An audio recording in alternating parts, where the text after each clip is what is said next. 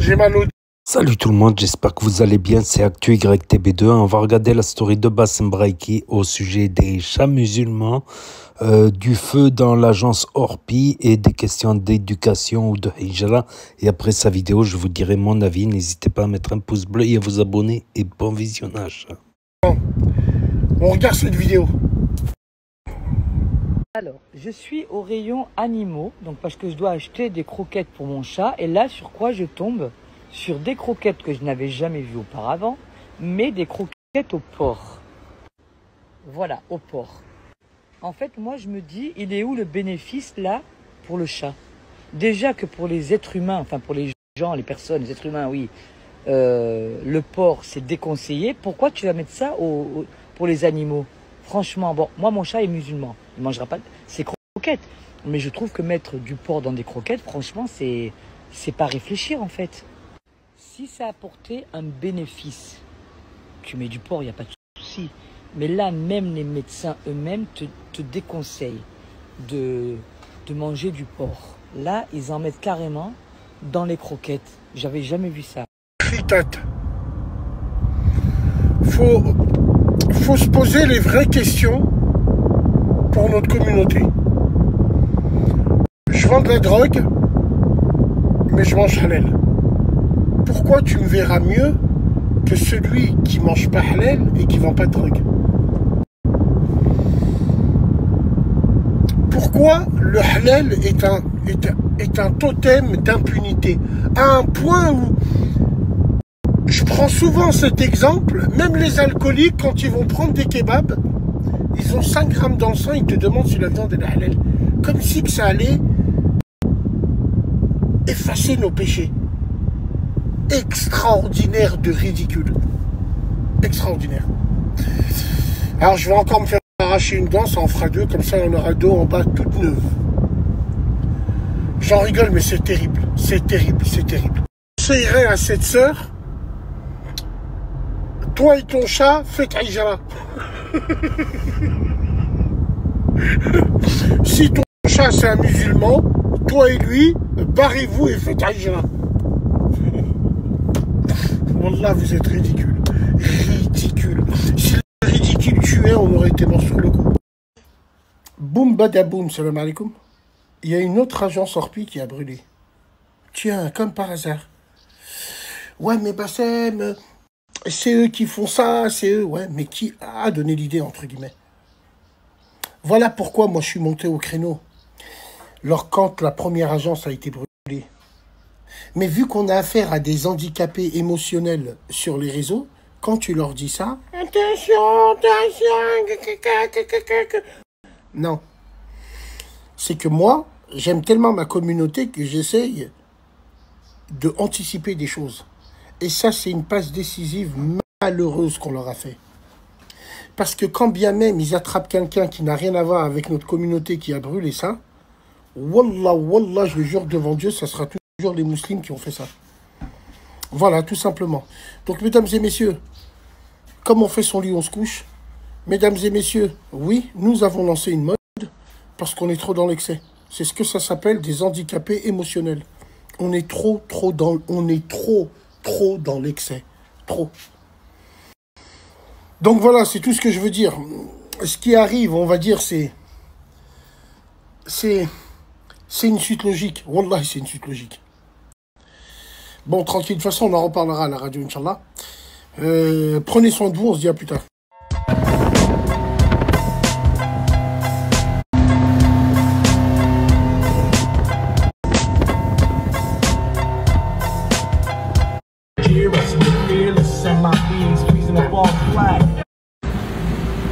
Chin, les fistons!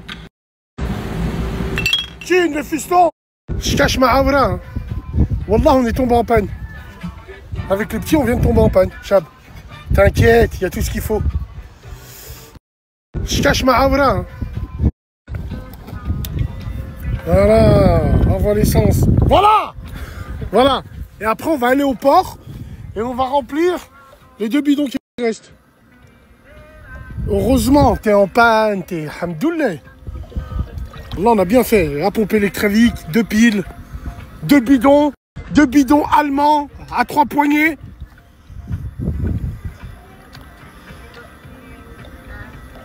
Il s'est créé à Marseille, ce con.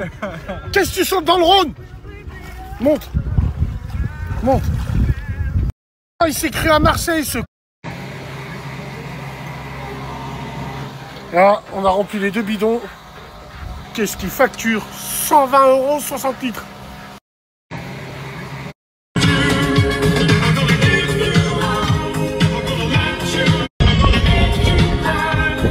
C'est goodbye. Juste pour vos coupes, je vous reprends pas. Juste à cause de vos cheveux, je vous récupère pas. Démerdez-vous, voilà. Juste pour...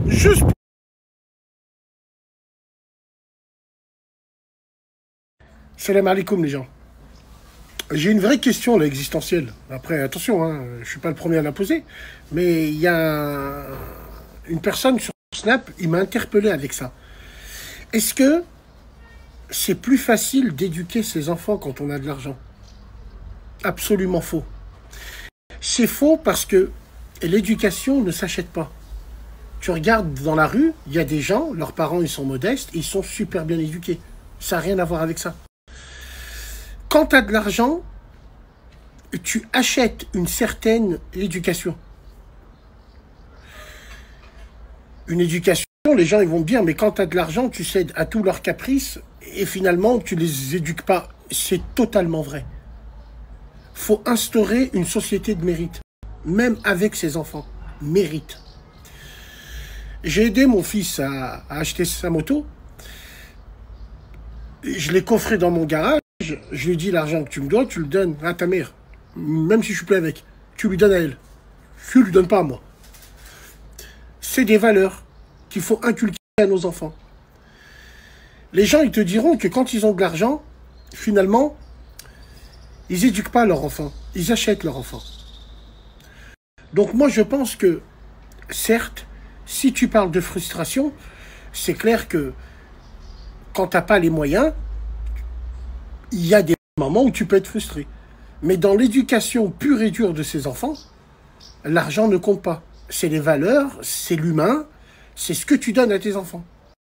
Et c'est ce que toi, comment t'es. Tu sais, c'est ça qui est très important. Même si l'argent achète tout. L'argent achète une tranquillité, l'argent achète une certaine crédibilité, si tu préfères. Mais à la fin, tes enfants, ils viennent te voir pourquoi. C'est une vraie question, ça, c'est un vrai débat. Donc pour moi, les moyens n'ont rien à voir avec l'éducation de ces enfants. Après, oui, certes, quand tu as un peu de thunes, les centres d'intérêt ne sont plus les mêmes. Évidemment. Moi, je fais partie de cette génération où on n'avait absolument rien. Pour avoir quelque chose, un semblant d'occupation, il fallait être dehors toute la journée. Bon, les époques n'étaient plus les mêmes que maintenant. On pouvait sortir dehors, il n'y avait pas tout ce qu'il y a maintenant, certes. Mais c'est très important. Et l'éducation, pour moi, l'éducation primordiale n'a pas de prix. C'est pas une question de prix. Il y a des gens, ils sont mal éduqués parce que leur famille, c'est comme ça. Moi, il y a ma mère et mon père. Mon père, Allah yarhamou, quand on allait chez les gens, on subissait ce fameux regard. Ça veut dire quand on avait faim, on nous demandait si on voulait nous resservir, on leur disait non. Même si c'était trop bon, on n'avait pas l'habitude de ça. C'est un truc de fou. Donc voilà, il faudrait qu'on en parle un petit peu de ça. Vous nous donnez vos avis et puis en avant Guingamp. Mais ça se discute, ça. Oh. Oui et non. Mais ça, c'est une vraie réponse, ça. Incapable de faire une hijra. Tu sais pourquoi, mon frère? Parce que je suis un Français. J'ai les habitudes. Frérot. Ah, c'était la story de Bassin Braiki, Radio Libre sur Snap. Donc je voulais revenir sur ces 3 sujets intéressants et donner mon propre petit avis. Voilà, au sujet des chats musulmans. Déjà, bon, les chats musulmans, ok, on aura tout vu. Sur l'éducation, voilà, des riches, des pauvres, monoparentales. Et je voulais rajouter aussi un truc, certains racistes qui ont une mauvaise éducation aussi et qui donnent une mauvaise éducation à leurs enfants. Je vais revenir là-dessus. Sur l'agence Orpi brûlée, sur la Hijra, le retour aux terres de ses racines, ou on retourne en terre d'islam. Je voulais revenir là-dessus. Donc déjà, le chat musulman, bon, on aura tout vu, quoi. On aura tout vu. Mais la façon dont elle parle, c'est blessant. Et c'est un mauvais comportement. De blesser les gens, c'est un mauvais comportement. Surtout quand l'islam sunnite, malékite, qui régit le Nord-Afrique, voilà. Faut arrêter de croire que c'est l'islam, d'autres sortes d'islam en Nord-Afrique, non. Dans l'islam malékite, le comportement est très important. Aussi important que la pratique religieuse. Donc avoir un mauvais comportement et blesser les autres pour leur goût alimentaire. Voilà. D'ailleurs, c'est des amis à moi, on va dire occidentaux, européens, qui m'ont fait comprendre que c'est déjà le fait que les musulmans ne puissent pas manger du porc, ça les touche un petit peu, ça les blesse légèrement, quoi. Ça les blesse un petit peu, quoi. Ils m'ont fait comprendre, c'est comme si toi, tu nous invites à manger un couscous ou un tagine délicieux, et tu es là, tu nous dis, bah, vous aimez alors, vous aimez, comment, qu'est-ce que vous en pensez, c'est bon, et tu t'enorgueillis parce que vous avez une bonne cuisine au Maghreb. C'est clair que vous avez des bonnes cuisines au Maroc, tout ça. Donc, et eux, ils peuvent pas faire l'inverse. Ils peuvent pas nous inviter manger un cassoulet, nous demander si c'est bon et s'enorgueillir de leur cuisine, hein, ou de manger une choucroute de Strasbourg, ou de manger, je sais pas moi, toutes leurs spécialités, les quiches, tout ça. Voilà, c'est vrai que le porc dans la gastronomie française, la gastronomie populaire, dans la gastronomie des régions, le porc a une place importante. Charcuterie, cassoulet, choucroute, boudin à toutes les sauces, tout ça, ça a une place importante. Je ne parle pas de la gastronomie 5 étoiles au guide Michelin, qui en général snob un peu le porc, mais ouais, de la gastronomie française. Donc, donc, déjà, le fait que les musulmans ne puissent pas manger du porc, ça les blesse un peu pour le fait de partager, de s'enorgueillir de leur gastronomie locale, régionale. Mais en plus, dire que c'est même pas bon pour les animaux, voilà quoi. Après, c'est une viande grasse. Voilà, mais on a des viandes grasses aussi, comme l'agneau. L'agneau aussi est une viande grasse. Plus grasse qu'un bœuf à 5% par exemple, ou qu'un blanc de poulet. Un blanc de poulet, ça contient pratiquement pas de gras, tout comme un steak à 5%. C'est que le porc a tendance à être gras, comme l'agneau. C'est une viande où il y a beaucoup de gras dans le muscle, tout ça. Je trouve que c'est blessant pour eux, voilà. J'ai dit quand même, il y a la charcuterie halal, on peut se donner une petite idée. Ils m'ont dit, ouais, c'est ressemblant, mais c'est pas aussi bon, c'est ressemblant. Ils m'ont dit, il y a des trucs qui ressemblent en charcuterie halal, il y a des trucs qui ressemblent pas. Il y en a qui ont déjà goûté la charcuterie halal pour se donner une idée. Ça ressemble, pour dire, voilà, parce qu'il y en a aussi qui critiquent l'odeur, tout ça.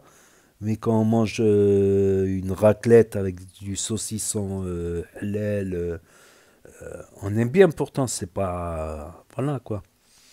Donc, comme j'ai dit, en islam sunnite malikite, le comportement est très très important. Donc, rabaisser les gens, vouloir humilier les gens ou leur goût gastronomique, leur goût culinaire, c'est petit quoi. C'est pas un bon comportement, on va dire. Après, voilà, il y a certains musulmans qui se sentent agressés par le racisme et qui veulent se venger en étant eux aussi, voilà. Ils se vengent du racisme par le racisme. Je ne sais pas si c'est la meilleure solution. Je ne pense pas. Je ne pense pas. Tout est beaucoup plus compliqué que ce que l'on pense, évidemment.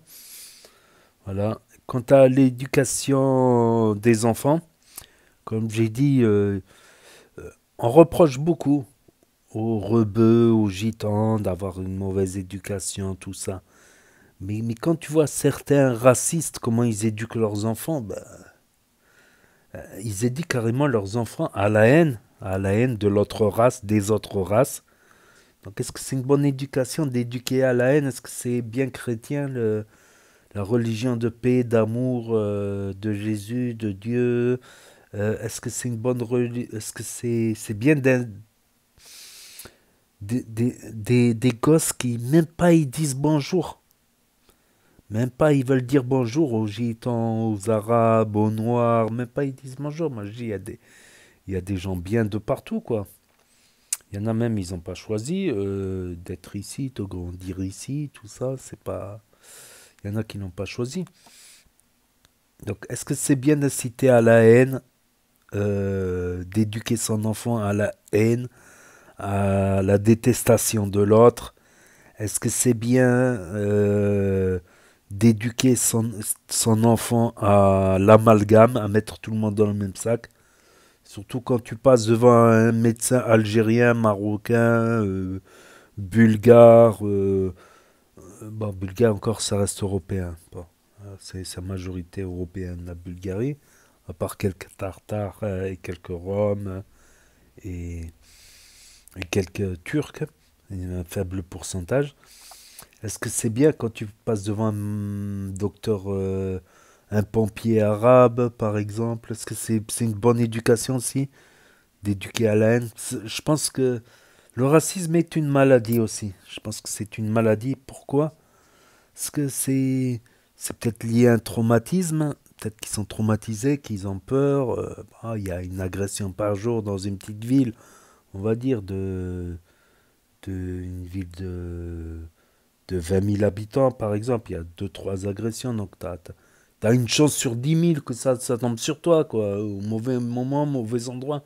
Ça peut arriver malheureusement, comme un accident de la route, ça peut arriver, comme tomber sur un fou, quelle que soit sa couleur. Et je pense que c'est vraiment une maladie parce que souvent les gens racistes, j'ai remarqué, souvent tu peux leur parler de tout et de n'importe quoi. Chaque fois, ils vont revenir sur le sujet du racisme. Ils ont une focalisation, ils sont omnibulés par ça. Je sais pas, tu vas parler de jeux vidéo, ils vont te trouver un truc. Ouais, ils ont mis des noirs dans les jeux vidéo. Euh, je sais pas, tu vas parler d'un film, ouais, il y a le personnage noir, ouais, t'as vu, il y a un enfant, il a tué avec un couteau, la sa maîtresse. Je sais pas, tu vas parler du football, ouais, il y a trop de noirs. À chaque sujet que tu peux pas développer un sujet sans que euh, tu vas parler d'un sujet, ils vont te dire ouais Lola, Thomas de Crépole. Je condamne fortement, formellement l'assassinat de la petite Lola par une folle ou de Thomas de Crépole, un jeune rugbyman sportif. Je condamne totalement, mais tout le temps rapporter ça, c'est à chaque phrase quoi, à chaque discussion. Je trouve que c'est maladif des fois. Je trouve que c'est maladif, hein. Après, je trouve que c'est maladif. J'espère que, voilà, comme quand quelqu'un qui est mal en point psychologiquement, tu vois, il fait des focalisations, des sortes de paranoïa, alors que voilà, t'as plus de chances de faire un accident que de te faire voler, même si ça existe le vol. Ok, ça existe le cambriolage. Ok, il y a des chiffres et on pourrait faire des statistiques, c'est vrai. Mais des fois, faut relativiser un petit peu, je pense. C'est comme si tu sors dans la rue, t'as plus de chances de te faire écraser en traversant la rue. Il y a même eu dans ma ville, malheureusement, des gens qui dînaient en terrasse. Et il y a une personne âgée qui a eu un arrêt cardiaque en conduisant et un malaise. Et il y a eu une personne qui est morte, des personnes qui sont blessées gravement, j'espère pas handicapées. Donc même manger dans une terrasse de restaurant, c'est dangereux. C'est dangereux, oui. Après, laisser ses fenêtres ouvertes, oui, c'est dangereux. C'est dangereux, quitte à mettre une clim ou quoi, mais jamais dormir les fenêtres ouvertes. Voilà, surtout au premier étage, il y a des gens qui peuvent grimper. C'est un peu leur laisser la porte ouverte. Oui, à une époque, peut-être, les gens, ils dormaient les fenêtres ouvertes, les portes ouvertes même. Mais je voulais revenir sur ça parce que j'y pensais justement hier. L'éducation raciste aussi, les méfaits de l'éducation raciste, on n'en parle pas assez aussi. Je pense que, oui, après je suis d'accord avec certains, la France ne peut pas accueillir toute la misère du monde. À un moment donné, voilà, quand tu vois que certains FJT qui auraient pu servir à nos gosses, par exemple, s'ils ont un travail, quand ils ont un travail, tout ça, ils peuvent bénéficier de structures, de FJT. Ils ont pris des FJT, ils les ont carrément donnés aux immigrés. Des jeunes qui travaillent, ben, ils peuvent pas, qui ont des difficultés, qui commencent à travailler, un FJT, voilà. Je trouve que c'est sympa les FJT, mais quand je vois certains FJT qui sont réquisitionnés carrément, qui ne bénéficient plus aux jeunes d'ici, quoi. Donc je dis oui, à un moment donné, la France ne peut pas accueillir tous les problèmes du monde, quoi. Et le truc Orpi, là, je suis choqué. Donc ça serait des gens qui l'auraient fait pour venger le type qui s'est fait virer. Moi, je pensais dans ma tête Orpi. Bon, le gars, il a été viré. Je pense que c'est une grande punition. Il a été médiatisé sur les réseaux sociaux. Je sais même pas, c'est à la télé et tout ça. Je pense qu'il aura du mal à trouver un travail, un nouveau travail. C'est une double punition qu'il subit, le mec. Le mec, il subit une punition. Donc, Orpi l'a déjà puni, c'est une double punition en plus. Parce qu'il aura du mal, forcément, à retrouver un emploi dans ce domaine-là.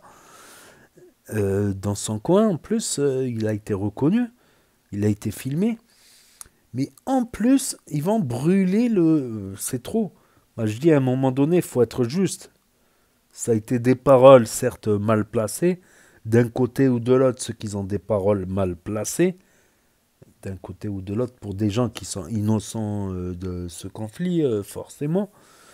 On n'a pas à avoir des paroles mal placées par rapport à des gens qui n'ont rien fait. Ici, on n'a pas importé non plus les conflits, je pense, d'un côté comme de l'autre, je pense, sincèrement. Mais je me suis dit, c'est trop. Pourquoi en plus brûler l'agence? Donc ça serait peut-être, je dis bien peut-être au conditionnel, ça serait peut-être des supporters de ce jeune, voilà, qui a eu des propos mal placés sur la Palestine, voilà. Il y en a, on le sait, il y en a, ils ont eu des propos mal placés aussi sur les musulmans, sur les arabes, tout ça, voilà. Donc, voilà, moi je pense que c'est une maladie, la haine, tout le temps avoir la haine, tout le temps... Parce que c'est aussi une facilité, tu mets tout le monde dans le même sac, tu jettes le sac et t'es tranquille, hein. Ah, mais la vie, ça se passe pas comme ça. C'est, par exemple, même imaginons, tu vires tous les immigrés de France. Il faut virer aussi tous les consommateurs de chichon parce que, voilà, imaginons que tu les vires, imaginons que c'est possible, ça se fasse. Imaginons, ça sera des blancs qui seront dealers dans les quartiers ou ailleurs. Forcément, quand il y aura un vide, certains se précipiteront dans ce vide pour gagner de l'argent, quoi. Voilà, pour gagner de l'argent, le blanchir ou vivre dans un paradis fiscal. Donc forcément, même si tu virais, voilà. Et dans tous les faits divers, c'est vrai que quand c'est Pierre qui s'en prend à Paul, qui se bagarre avec Paul, quand c'est Jacques qui tue Hervé, c'est moins médiatisé aussi. Il y a par exemple en France, il me semble, il y a 100 ou 200 féminicides par an. Il y a quelques féminicides aussi concernant des musulmans, mais donc il y aurait une centaine, 100 ou 200 féminicides par an en France. Donc c'est vrai que ces 200 personnes qui ont été tuées, malheureusement, c'est pas médiatisé, quoi. C'est pas médiatisé aussi. Peut-être qu'il y a plus de proportions, mais voilà, quoi. Quant à la hijra, j'y ai déjà pensé. Euh, Même à un moment où j'étais pas bien dans ma tête, tout ça, je suis resté 6 mois, quoi, carrément. Carrément. Presque, on a voulu me virer. Presque, on m'a dit, ben, retourne en France. Après, au Maroc, j'ai rencontré des gens qui m'ont dit, ça nous intéresse pas d'aller en France, quoi, carrément. Il y en a qui ont leur travail, qui ont ouvert des entreprises, qui s'en sortent très bien au Maroc. Il y a eu, par exemple, des écoles de tourisme où ils ont des salaires. Franchement, il y a eu des bons salaires dans certains palaces. Certains jeunes, leur projet, c'était plus de travailler dans un palace, d'avoir un salaire énorme pour là-bas, d'avoir un gros salaire pour là-bas. Il y en a qui ont des belles voitures au bled. Il y en a même qui m'ont dit, c'est pas leur, qui me disent alors, tu préfères la France ou le Maroc? C'est la question générale qu'on me pose là-bas. Et moi, des fois, je leur retourne. Ils me disent, non, nous, on est bien ici, on vit bien, on est habitués, on a nos amis, nos familles.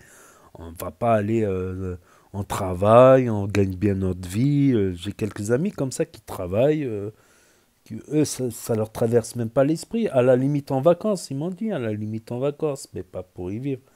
Ils ont leurs entreprises, parfois certains des belles voitures, des belles maisons. Une fois, j'y ai pensé, ça m'a déjà traversé l'esprit.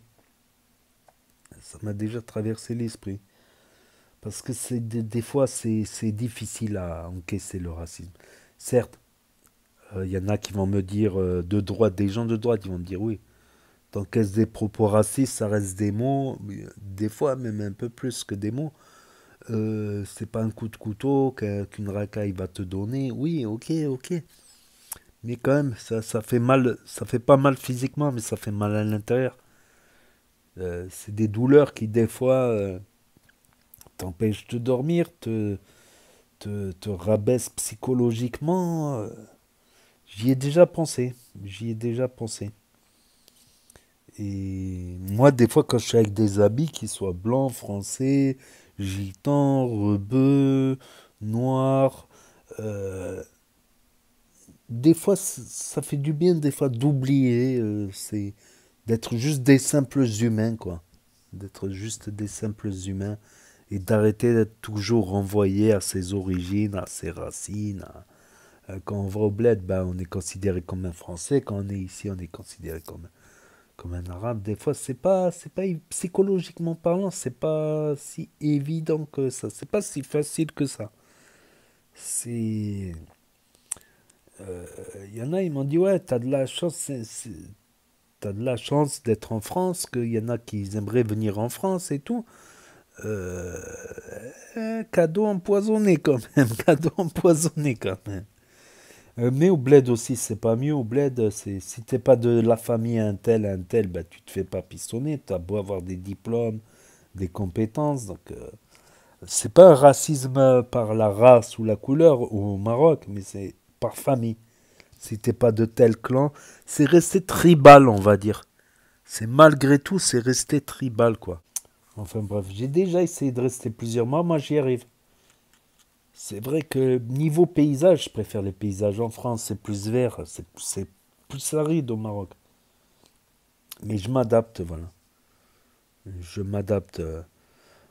Au Maroc, en France, il y a certains, ils vont pas traîner avec toi parce que t'es arabe ou t'es gitan, tout ça, c'est clair. Tu vas pas te faire énormément d'amis. C'est plus difficile de te faire des amis. Du coup, tu te fais des amis dans ta communauté. Euh, voilà. Et au bled, bah, c'est pareil aussi. Si t'es pas un mec de chez eux, si tu leur rapportes pas quelque chose, ça marche par intérêt aussi. Même l'amitié, ça marche par intérêt des fois. Quand t'es à sec, eh ben, on te calcule plus, on t'appelle plus, on prend plus de tes nouvelles, on t'invite plus à boire le café, on t'invite plus à la maison, comme par hasard. Certains au bled sont comme ça. Euh, En France, c'est vrai que des fois, même dans des discussions de café, il y a certains, parce que tu es de telle ou telle origine, ils vont éviter de te parler. Ils vont essayer d'éviter, c'est dur. Ils vont éviter de te parler.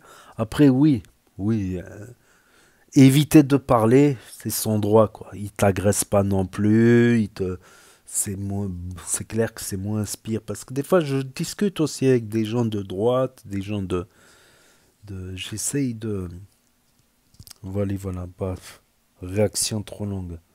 Je crois que je vais la mettre sur NAS 06 bis. Donc, n'hésitez pas à mettre un pouce bleu et je vous dis à bientôt pour de nouvelles vidéos. Tchuss, à plus.